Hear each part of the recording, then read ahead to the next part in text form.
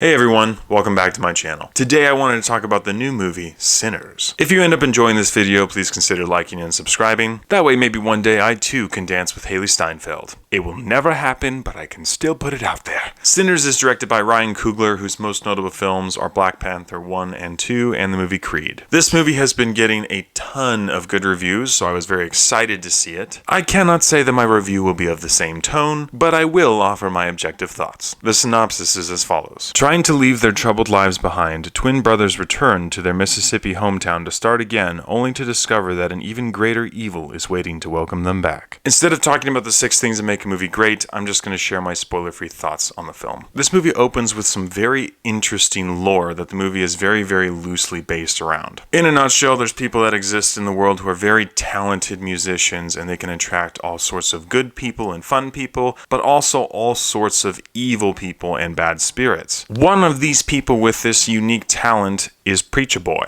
otherwise known as Sammy, who is the cousin of the twins. Coincidentally, that is who this movie is based around, not the twins themselves. The twin brothers, Smoke and Stack, recruit their cousin Sammy's help as they buy property that they want to throw a party on and have an invite-only blues house that they can make money off of. Everything seems to be going pretty smoothly, things are falling into place, and then all of a sudden things take a very abrupt and dark and evil turn, and things go crazy. This movie spends half of its runtime preparing for this party. Smoke, Stack, and Sammy are all going out and inviting people to this party, getting other musicians, preparing, and it just is a very, very slow and dull half of the movie. To be fair, we do get some decent character development and introductions to characters, but that's about it. Then a quarter of the runtime is spent on the party itself, where there are multiple sex scenes and a scene that felt like you were on acid and was completely out of place in the movie. And then the final quarter of the movie is where the big horror twist comes into play. And I have to give this movie props, not just for the attempt of genre mashing, but also for some of the horror elements. There were a couple that were very well done and were very creepy and subtle instead of just doing jump scares and crap like that. There was some art there for sure. However, in that final act, it felt like the arc for these characters that were introduced were kind of wasted and shallowed out,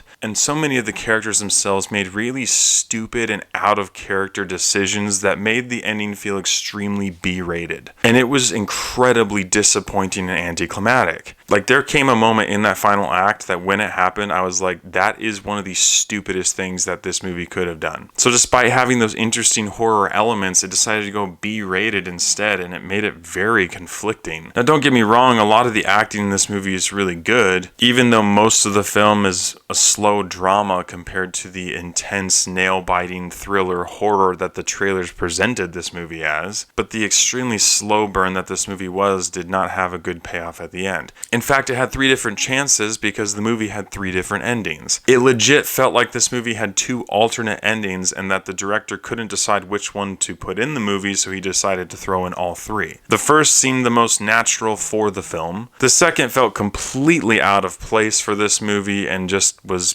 pretty dumb. And the third was actually a pretty cool ending, but again, did not fit the vibe for this movie. It just seemed like this film was trying to do way too much and ended up focusing on all the wrong things in an attempt to try to make a good and interesting movie. Which is a shame because this movie seemed to have all the right pieces, and while there were a couple good moments of delivery, for the most part, it was just kind of a boring and slow movie that had a very anticlimactic ending. But I honestly think that the movie would have been a lot better if they would have shortened that intro to the party and characters down to at least a quarter of the movie, and that the twist would have happened way earlier, and that these characters would have had more time to develop into something way more interesting than what we got. As far as baseline stats go, this movie's rated R. It has a runtime of 2 hours and 17 minutes long. There's multiple sex scenes that the movie focuses on, a moment where you see non-sexual frontal male nudity, quite a bit of profanity, and a lot of blood, gore, and violence near the end of the film. I already know there's going to be a lot of people that disagree with my point of view on this movie, but I've also talked to a lot of people who have the same view as I did and don't understand all the hype that this movie has brought in. Because with all these areas considered, I have to give Sinners a 4 out of 10. I don't know what all the hype was about because it was not that great of a movie. So with all that in mind, I do not think Sinners is worth going to see in movie theaters, and it's certainly not worth wasting your money on. If the concept itself sounds interesting, wait till it comes out on streaming platforms and watch it then. Thank you so much for watching. If you've seen Sinners, please let me know what you thought about it in the comments below. Just be kind and understand that we're all friends here. As always, I appreciate your love and support, and I'll catch you guys and gals